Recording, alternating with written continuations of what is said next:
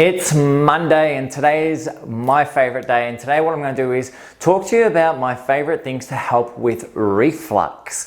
So this is a really interesting thing because a lot of people suffer reflux but don't necessarily really understand it. So what we need to understand about reflux is really caused by the valve on top of your stomach not functioning very effectively, and the result is we start getting movement of acid, food, things like this up towards the esophagus, which creates irritation in our esophagus and creates a whole lot of other symptoms with it, such as throat coughing, it can create bloating, it can create mid-back pain. There's a whole lot of things, diaphragm spasm, things like that.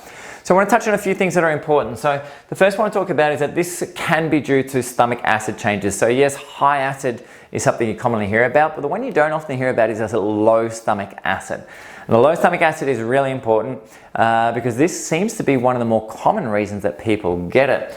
And when we have a low stomach acid, it tends to affect the valve function on the top of the stomach, which creates a myriad of problems for people. So a few simple things that you can do to deal with this. So number one is vitamin B6, which is a key marker of a couple of the neurotransmitters that are responsible for producing hydrochloric acid to begin with.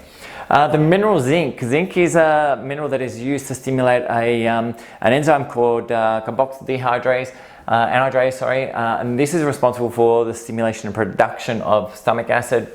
Likewise, a herb called gentian is another thing that ups blood supply to the stomach and can help with that. The other thing I haven't put up here, which is really important, is your carbohydrate intake.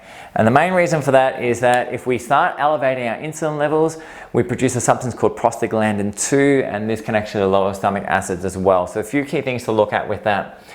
Next thing is the nerve supply to the stomach itself is all from vagus nerve.